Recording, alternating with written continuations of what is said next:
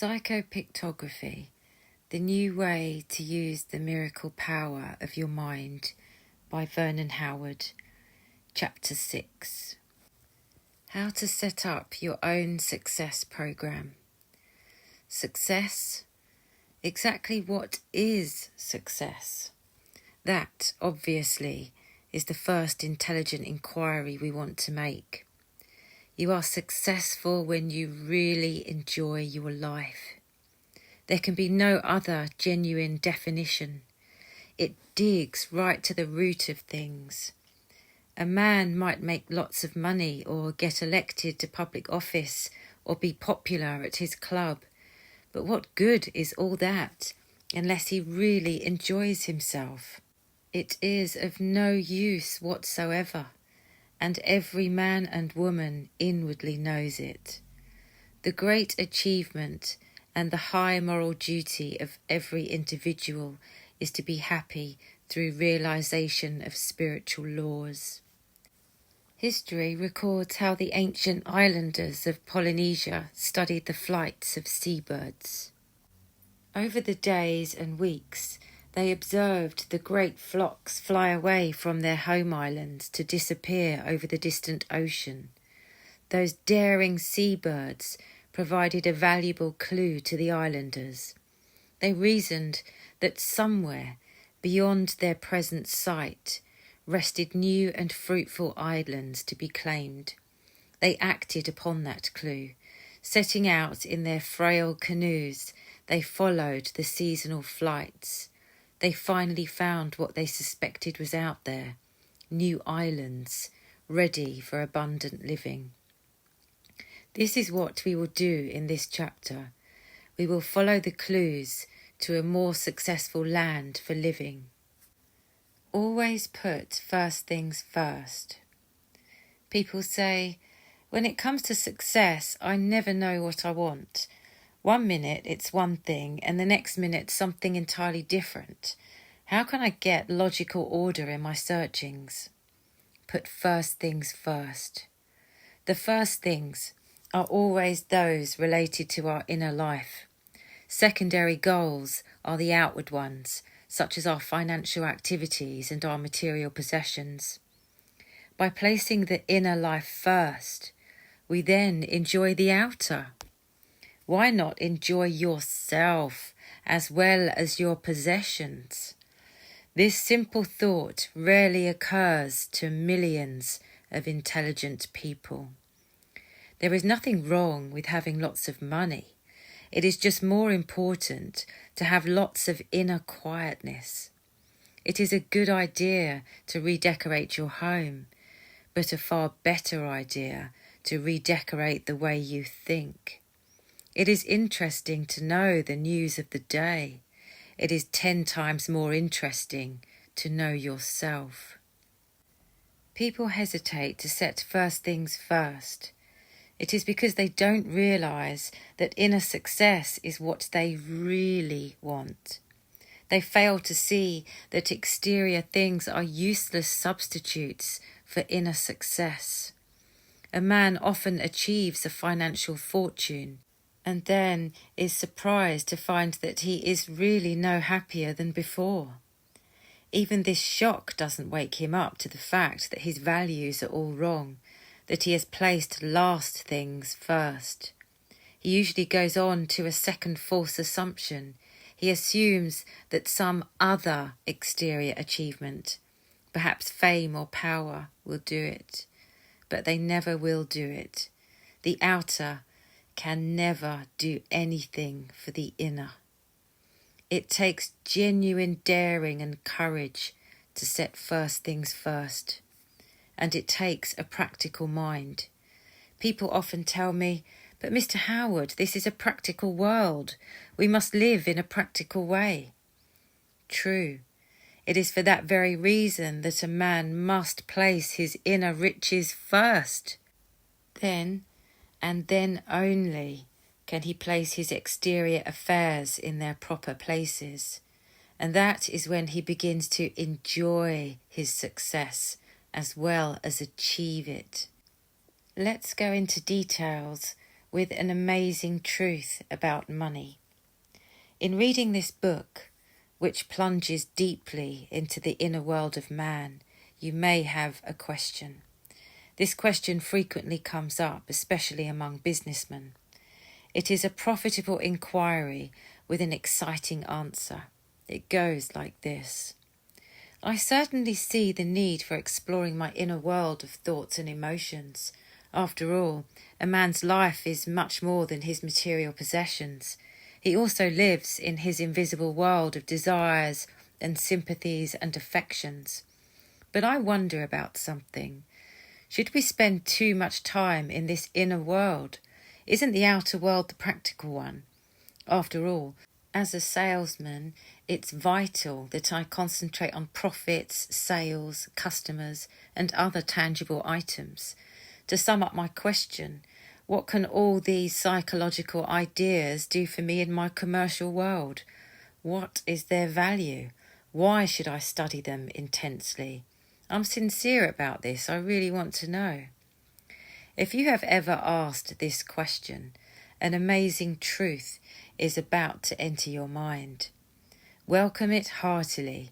I guarantee a wealthy reward in everything you do, including your business life of profits, sales, and customers. Listen. There is not a single idea in this entire book that doesn't connect directly with your financial affairs. And that connection is favourable to you in a way you cannot presently imagine. But just wait. Obviously, your inward feelings affect your outward acts of business. If you are sad and depressed, you rob yourself of energies that might otherwise be used for winning new customers.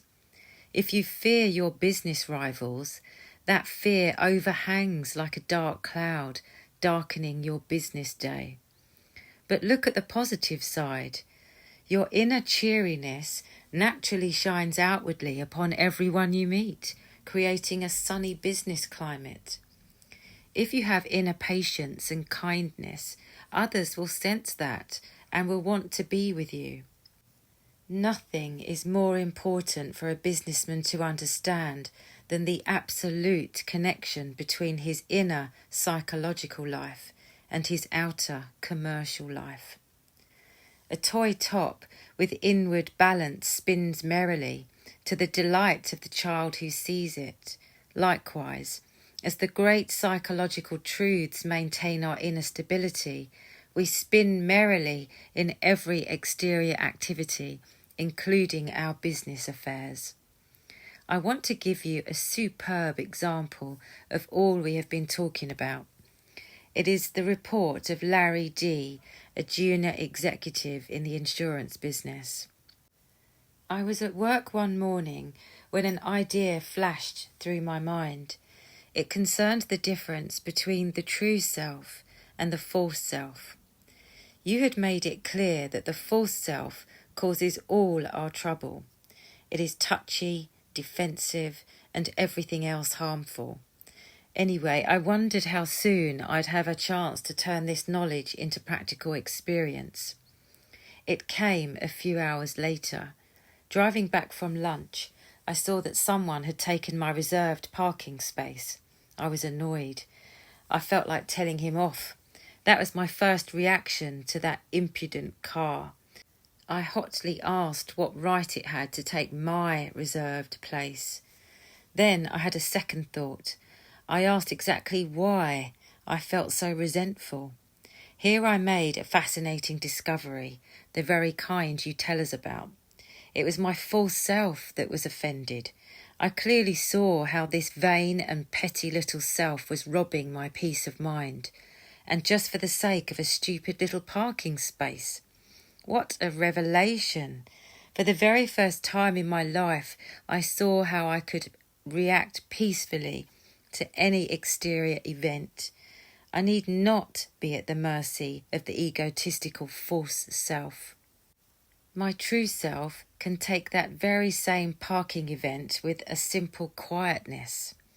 Let me repeat, what a fantastic revelation to see that I could react in a totally different way. And what a relief! You know what helped this insight? A funny thing. There was an open parking space next to my office door, while my reserved space was farther away. I could have had that open space. That proved that my resentful reaction had nothing to do with practical matters. My petty vanity was hurt at someone taking my space. You know, Mr. Howard, you've been trying to get this into our heads for a long time. Thanks for your patience. You were calmly waiting for us to see what you knew to be the truth. I wish every businessman could see it. Believe me, I'll do my part to tell them. For the very first time, I see the truth we have reviewed so often, the truth that our viewpoints make our world whatever it is. A new awareness creates an entirely new world. So it is. It is a world where you can be fully involved with life, but never hurt by it. If you ever ask, are psychological and spiritual ideas of practical value in the business world? I want you to know, nothing, absolutely nothing is more practical. For better business and enjoyable business, you cannot afford to overlook them.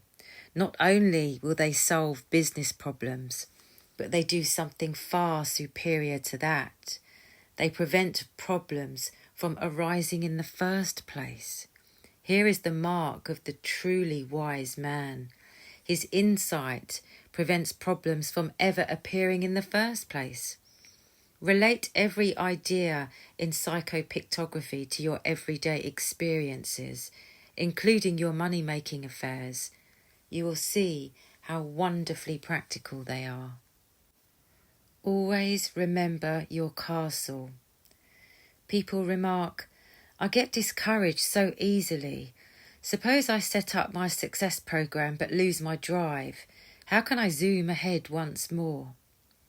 A king was out hunting with his princes in a forest many miles from the castle. A sudden snowstorm fell on the party. In the confusion, the king was separated from the others. When he failed to return to the castle after 4 days, he was given up as lost. But on the 5th day, he appeared in the warm dining room. Someone asked him how he had found the strength enough to keep going. The king replied, I remembered all that the castle means to me. That kind of thinking will keep anyone going forward. Even while involved in difficulties and obstacles, we can remember what it means to succeed. This remembrance creates a powerful emotional force that carries us through. It is helpful to concentrate on some specific castle, that is, some special goal of yours. Examples: to be less tense and anxious, to build a brighter future, to banish depression, to be a better businessman, to have smoother human relations. Think of what it means to win one of these. Remember the rewards that go with your success.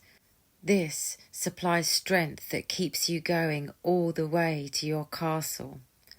You are wiser than you think. You sometimes catch a flash of insight that reveals the truth about things. This flash, coming at an unexpected moment, proves that the truth is already within you and known very well by you. It waits only for your quiet invitation. It is this brief brightness, this magnificent glimpse, that is the foundation for all genuine enthusiasm. A thrill passes through all men at the reception of a new truth. Emerson. Pursue this thrill. It is the only enthusiasm that will never wear away, that will never disappoint you. If you will simply permit its intensity to grow, it will do so naturally. Then you will know an excitement toward life that you had never known before. It is like observing a beautiful sunset. Gradually, as the colours rise and spread, they carry you inwardly aloft. You are eager to experience the greater beauty that you know is only a matter of time. The secret of lasting willpower. People often tell me, for many years I've tried and failed to use my willpower. Does willpower really exist? If so, how can I find it? Yes, willpower certainly exists, but unless a man achieves a degree of inner unity, he cannot awaken it from its sleeping state. To say the same thing in positive fashion, by winning a measure of self-unity, a man finds a will to achieve his desires, whatever they may be. Such a man is living his own life. He is not at the mercy of his fickle, false self. A man without inner unity is like a group of children at play. They decide to go on a hike, but can't agree on the direction to take. One child calls out for the others to follow him northward, so they all go north for a few yards. Then a second child calls out that it would be better to go south, so they all switch to the new direction. Back and forth they go, first one way and then the other, never getting anywhere. They finally give up in exhaustion and dismay. A man has thousands of inner parts. He has an emotional centre made up of all sorts of desires and inclinations, many of them in opposition to others. His mind contains a vast variety of thoughts and opinions and viewpoints, including negative and contradictory ones. As a man works on himself, say through self-study, he gathers together all his positive parts into a working unit. These positive forces then harmonise consistently and for persistent purpose. The man becomes like an automobile engine whose parts are assembled into a power plant capable of carrying the car wherever desired. Such a man has genuine will. How to achieve this inner unity that supplies willpower? First, realise that it is quite possible for you to pull yourself together. Then casually absorb all the mental pictures in this book. Your unity is their purpose. Your attractive personality. What about personality? How does it enter your program for general success? And what exactly is personality? Personality is the outer expression of what you inwardly are. Please consider this fact to be like an iceberg, more beneath the surface than appears. This being so, the wise man starts with inner alteration. Then the outer self brightens naturally, effortlessly. Such improvements include attractive facial expressions, a pleasant voice, public poise, and much more.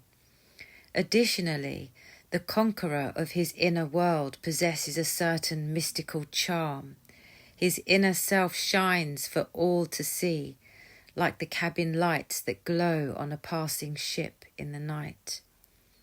The single greatest force for creating a new personality is a full claim upon your personal integrity.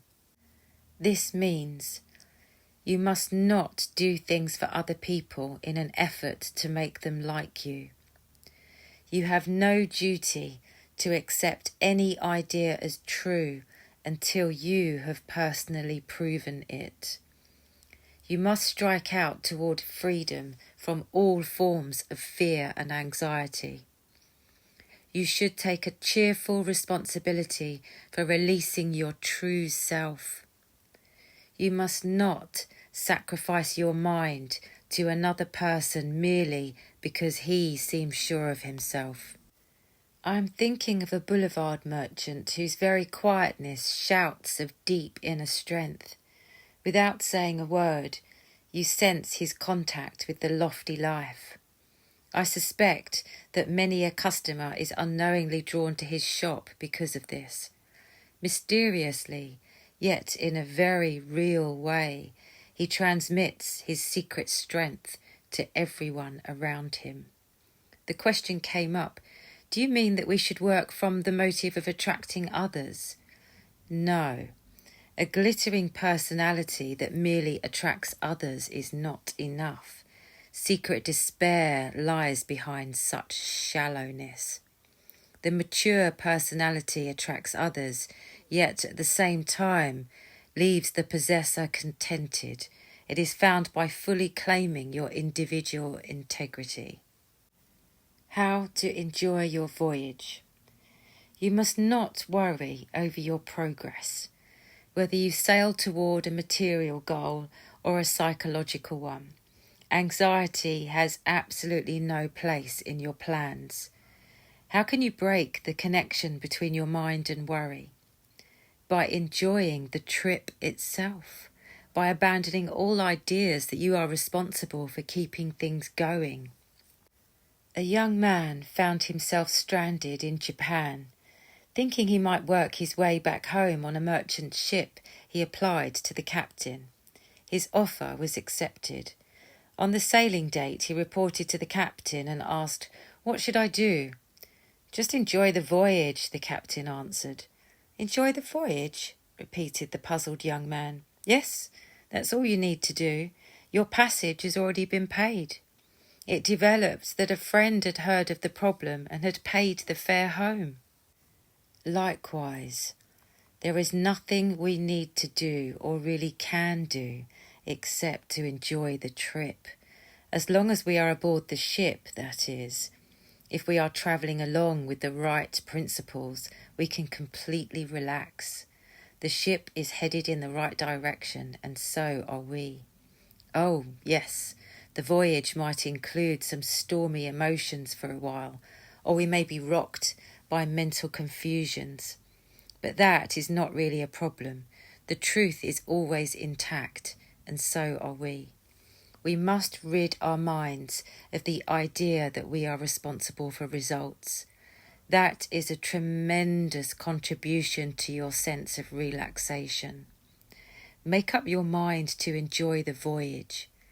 Sooner or later, your mind will agree that it's a great idea. It is your moral duty to be happy. Making the perfect start. Wherever you want to achieve a new success, you can make a perfect start. Whether in your business affairs or domestic life or mental world, you can make a start that ends successfully. The start of a new project needs close examination because it sometimes creates a mental crisis. People ask, where should I start? And how can I persist? And what should I do?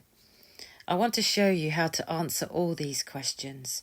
Just follow as many of these rules as you can. Whenever you start a new project, 1. Know exactly what you want. 2. Be confident of your inner forces. 3. Collect all available information. 4. Dismiss wasteful and negative attitudes. 5. Score a series of small successes. 6. Harmonise with natural laws of success. 7. Cease pointless actions. 8. Make the most of every opportunity. 9. Concentrate on one area at a time. 10. Enjoy your new project. Suppose that you want to start a new program in your relations with other people. You want to understand people better. You wish to attract new friends, customers, associates. You desire to be more attractive to others. Well, you can get off to a good start with any or all of the above points. Take point 3. Why not begin a regular reading program with solid books of psychology and social relations?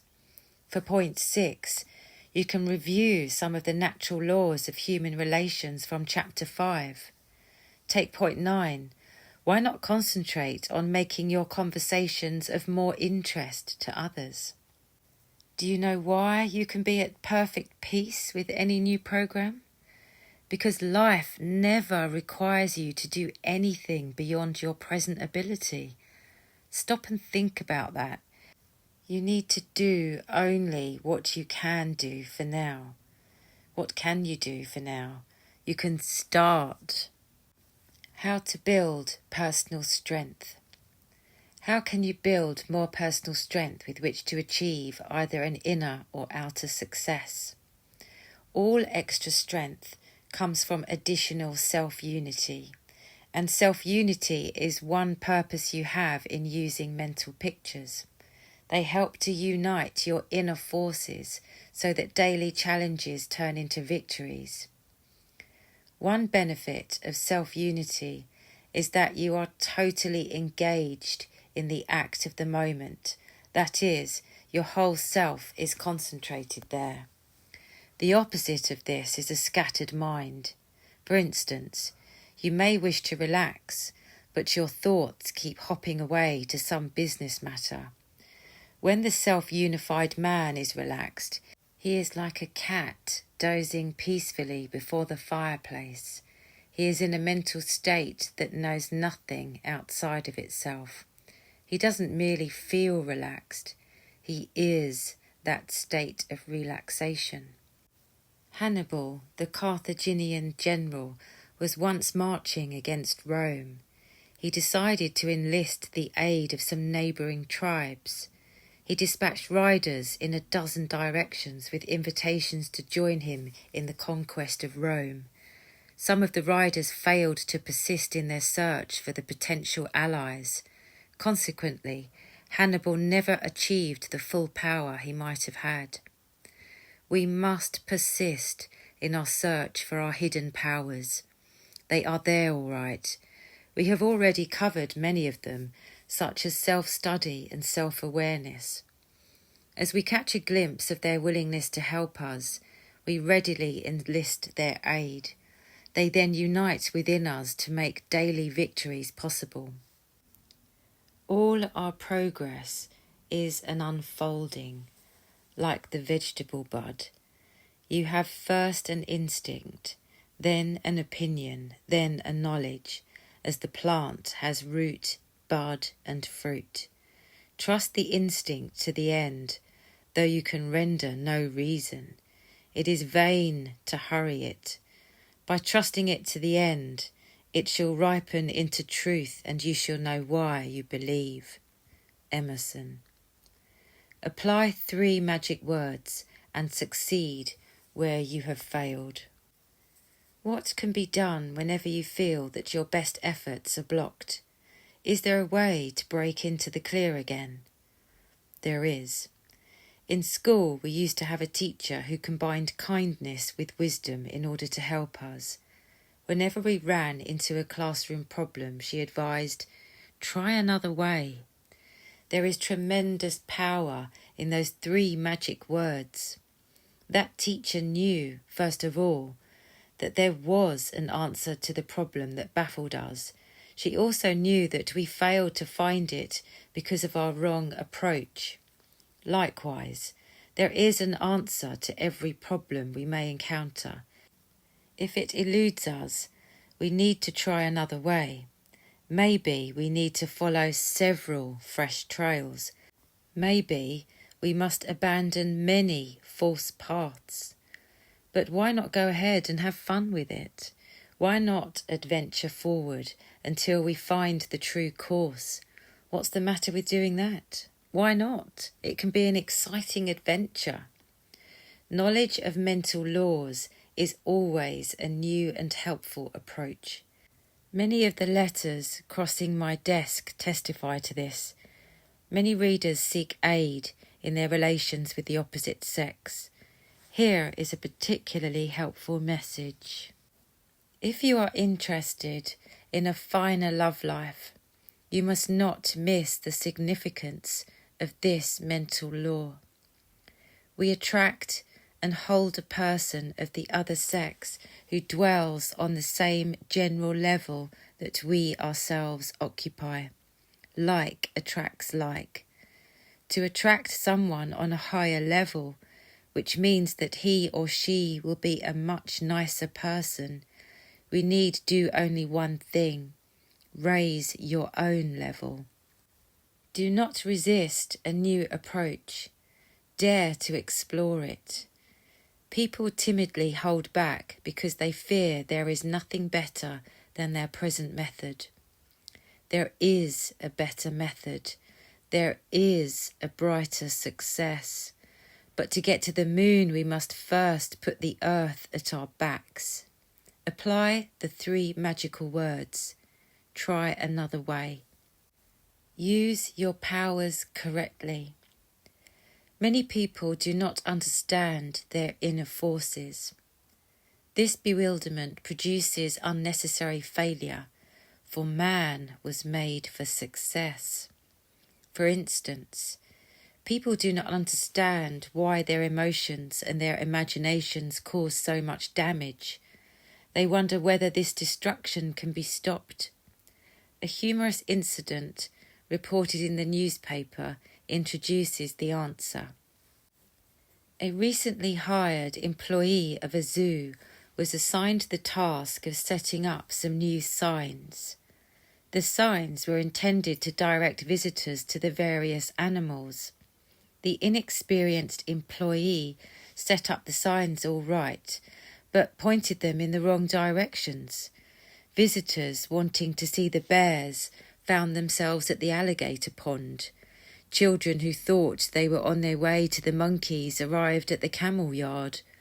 Noticing his mistake, the employee quickly turned them around so that they pointed correctly.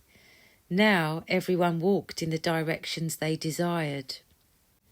Our inner forces are like those signs. There is really nothing wrong with them. It is just that we have pointed them in the wrong directions. We are making negative use of positive power. There is nothing the matter with our emotions or imaginations. We need only turn them in the right directions. Then we will head toward our desired destinations in life. Let's select as an example a sense of self-responsibility. We usually take only those responsibilities that we presently feel ourselves capable of taking. We fail to challenge ourselves to greater achievement, yet we can enlarge our inner powers by deliberately tackling a bit more responsibility than we presently feel capable of handling. A man must dare to reach slightly above himself. Such a man soon finds his capacity matching his reach. The law is this: the more we dare to do, the more we can do. Whenever you experience a negative emotion, remember the last mental picture. Recall that your feelings can be turned around, pointed in the right directions.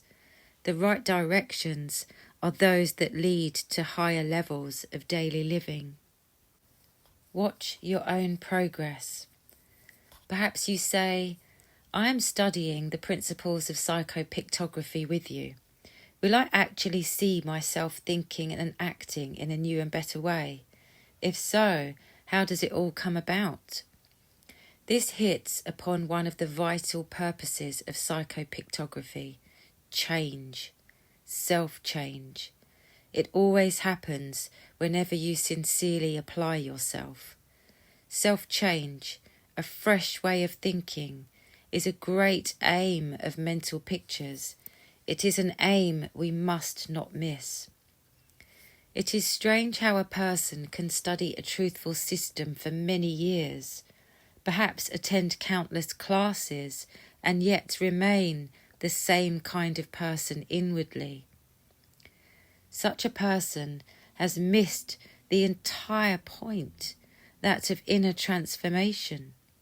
Such a man may be uneasy over the fact that he still has the same old worries and pains, but he never stops to ask himself why he remains in the same old rut. He must wake up and challenge himself. It is not enough to hear the truth. We must openly receive it. The great clue is receptivity. Then the received truth sets us free. It changes us. We become new, and so do our circumstances. You can actually see yourself change for the better. It is observable magic. This change is seen by comparison. You discern that you are less anxious today than you were yesterday. You see definite improvement in the way you meet a crisis.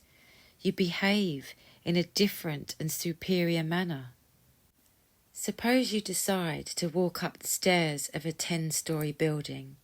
You pause at the 5th floor to look out the window. At this 5th-story level, you can see a certain amount of the city. When you climb to the 10th floor, you see much more. You know that you are in a superior position because you can compare the two levels. Because you have changed your position, you increase the amount of city to be enjoyed. This is observable success. As you work with psychopictography, you will see actual changes. Incidents that formerly upset you will lose their negative power. Vague apprehensions will give way to tranquility. You will see, perhaps for the first time, that everything is really all right. Special secrets for success. 1. What is success? First and last, it is personal happiness. 2. Place first things first. Success follows. 3. Nothing is of more practical value to you in your everyday business than psychological principles. 4. Connect the ideas of psychopictography to every area of your life. They are best friends. 5. You are wiser than you think. As we rid our minds of false notions, wisdom springs up like an underground stream. 6. Self-unity is self-power. 7. Review the ideas in this chapter about your personality. Let them enrich you. 8. Do not burden yourself with worry over results. Enjoy your voyage toward your goal. 9. Remember the 3 magic words. Try another way. 10. Self-change guarantees success.